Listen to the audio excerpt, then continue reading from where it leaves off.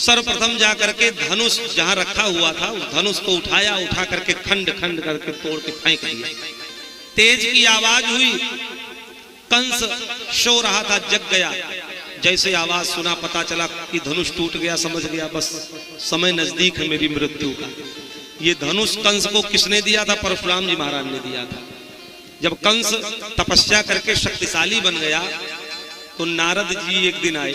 अच्छा, नारद जी जो है वो सबके गुरु हैं, वो देवताओं के पास भी जाते हैं और दैत्यों के पास भी उनका उतने सम्मान होता है, राक्षसों के पास भी उतने सम्मान होता है जितना देवताओं के पास होता है। क्यों?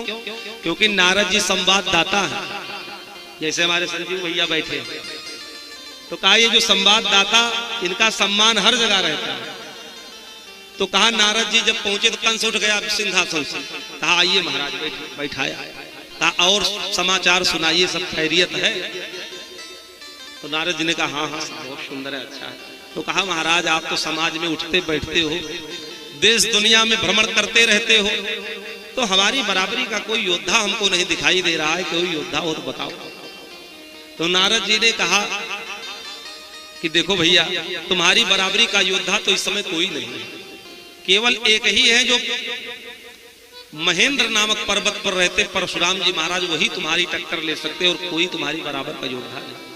अच्छा, नारद के वचनों पर सब विश्वास भी करते थे कि नारद जी ने जो कह दिया वो सही ही है, गलत नहीं हो सकता। तो नारद जी के चरणों में प्रणाम किया और पहुंच गया। शक्तिशाली था ही, परशुराम जी तपस्या कर रहे थे, जगाया, ललकारा 2-3 बार तो परशुराम जी की आंख खुल गई, क्रोध से आंखें लाल लाल हो गई और युद्ध के लिए ललकारा तो युद्ध प्रारंभ हो गया। अंतो गत्वा परशुराम जी महाराज ने युद्ध में कंस को परास्त कर दिया। जब वो क्षमा मांगने लगा तब परशुराम जी ने कहा ठीक है, हम तुमको क्षमा कर रहे हैं, ये धनुष दे रहे हैं तुमको, ये धनुष ले जाके अपने राजकोष में रख दो या अपने धनुषशाले में रख दो। जिस दिन ये धनुष टूटेगा समझो उसी के दूसरे दिन तुम्हारी मृत्यु निश्चित है।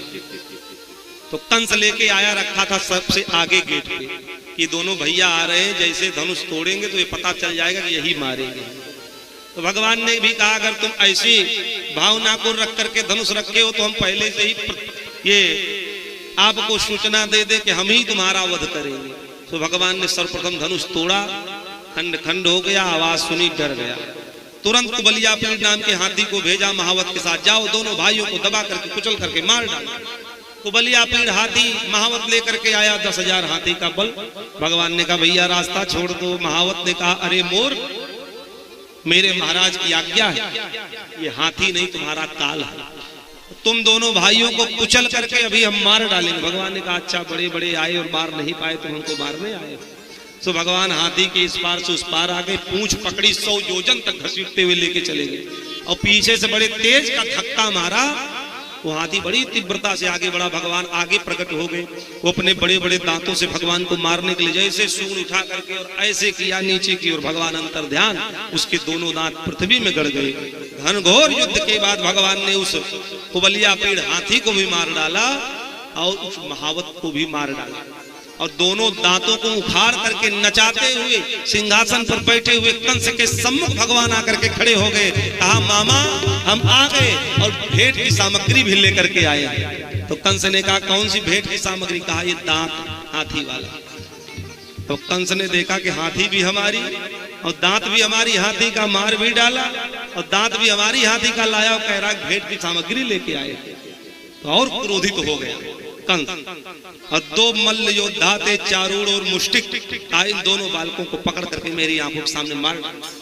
चारूढ़ मुष्टिक आ गए, भगवान से कहते युद्ध करो। भगवान ने कहा कि भैया अपनी अवस्था देखो, हमारी अवस्था देखो, हमारी तुम्हारी बराबरी कैसे हो सकती है? चारूढ़ मुष्टिक ने कहा बहाना न बताओ, हम आपके बल को देख चुके हैं। आपकी उम्र भले कम हो लेकिन शक्ति में आप अनंत हो। 10,000 हाथी का बल रखने वाले कुबलियापीड़ हाथी को मार डाले, महावत को मार डाले, धनुष तोड़ डाला जिसको कोई उठा नहीं सकता। कहते हो कि शक्ति नहीं है? न बालो ना किशोरस्त्वम, न बालक हो तुम न किशोर हो। बलस्य बलिना वरह, बलवानों में भी बलवान हो। लीलये भो हते हतोएन सहस्रद्वीप सत्यव्रत, इसलिए हमारे स्वामी की आज्ञा है युद्ध तो तुमको करना ही पड़ेगा। भगवान ने कहा अगर ऐसी बात है तो चलो आओ, दो दो हाथ हो जाए। युद्ध मैदान में भगवान पहुंचे, चारूढ़ के साथ भगवान श्री कृष्ण और मुष्टिक के साथ बलराम जी। युद्ध प्रारंभ हो गया। एवं चर्चित संकल्पो भगवान मधुसूदन आससादात चारूढ़म मुष्टिकम रोहिणी सुतः। और युद्ध मैदान में लड़ते लड़ते भगवान श्री कृष्ण ने चारूढ़ को उठा करके घुमा करके बड़ी तेज से पटका, उसका गोविंदाय नमो नमः हो गया। बलराम जी ने मुष्टिक का भी वही हाल किया जो भगवान श्री कृष्ण ने चारूढ़ का किया, उठा करके भूमि पर पटक दिया, उसके भी प्राण निकल गए। जैसे दोनों मरे तो तीन भाई और थे, ये सल, कूट और तोशल। जो चारूढ़ मुष्टिक की जो दशा हुई वही कूट, शल और तोशल की भी भगवान और बलराम जी ने मिलकर के वही स्थिति कर दी। पांचों योद्धाओं को मार डाला। ये कंस के जो 5 योद्धा थे ये कौन थे? कहा पूर्व जन्म में एक उतथ्य मुनि थे, उन्हीं के कामदेव के समान 5 पुत्र थे। अब पिताजी चाहते थे कि वेद पुराण शास्त्रों को पढ़ करके और विद्वान बन जाए बालक, लेकिन ये 5 पुत्र विद्या अध्ययन छोड़ करके युद्ध सीखते थे बलि के यहाँ। 1-2 बार ऋषि ने मना किया कि भैया वेद पुराण शास्त्र का अध्ययन करो, ब्राह्मण कुल में जन्म हुआ है तुम्हारा। नहीं माना तो ऋषि क्रोधित हो गए, कहा ब्राह्मण कुल में जन्म लेके और कर्म क्षत्रियों वाला करते हो, मैं श्राप देता हूं, जाओ तुम अगले जन्म में योद्धा ही बन जाओगे। अगर तुम्हारी इतनी ही कामना है तो अगले जन्म में तुम योद्धा ही बन जाओगे। तो यही 5 जो है आकर के मल्ल योद्धा बन गए कंस के यहाँ। आज भगवान ने इन 5 का उद्धार कर दिया। उसके बाद में कंस ने देखा कि 5 योद्धा मारे गए, तुरंत अपने सैनिकों को, सेनापतियों को आदेश दिया, इन दोनों बालकों को पकड़ लो, मार डालो। इनके पिताजी नंद बाबा अगर इनका सहयोग करे उनको भी पकड़ लो। मेरे पिता उग्रसेन भी अगर शत्रु पक्ष का साथ दे तो उनको भी बंदी बना लो। जितने ग्वाल बाल गोकुल से आए सबको पकड़ डालो, मार डालो। जैसे सब उसके अनुचर बढ़े, बलराम जी ने एक ही क्षण में सारे सैनिक सेनापतियों का गोविंदाय नमो नमः कर दिया, सबको मार डाला। और जब सबको मार डाला और केवल कंस बचा तो कंस क्रोध के मारे अपनी तलवार निकालने भगवान छलांग लगा करके उसे सिंहासन के पास पहुंच गए। जैसे वो उठ करके भागना चाहा, भगवान ने केश पकड़ लिया। कंस कहता है छोड़ दे। भगवान ने कहा देखो मामा, जल्दी हम किसी को पकड़ते नहीं, और पकड़ लेते हैं तो बिना उद्धार किए छोड़ते नहीं। घंटों युद्ध होता रहा, अंतोगत्वा भगवान ने युद्ध में कंस को परास्त कर दिया। और वहीं से धक्का लगाया तो ढनकता हुआ हजारों सीढ़ी के ऊपर बैठा था, ढनकते ढनकते नीचे आकर के धड़ाम से गिरा। और भगवान छलांग लगा करके उसके वक्षस्थल पर आकर के बड़ी तीव्रता से गिरे और मुष्टिका का प्रहार करके उसके छाती पर बड़े तेज से प्रहार किया।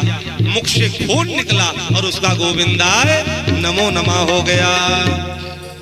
बोले वृंदावन बिहारी लाल की जय।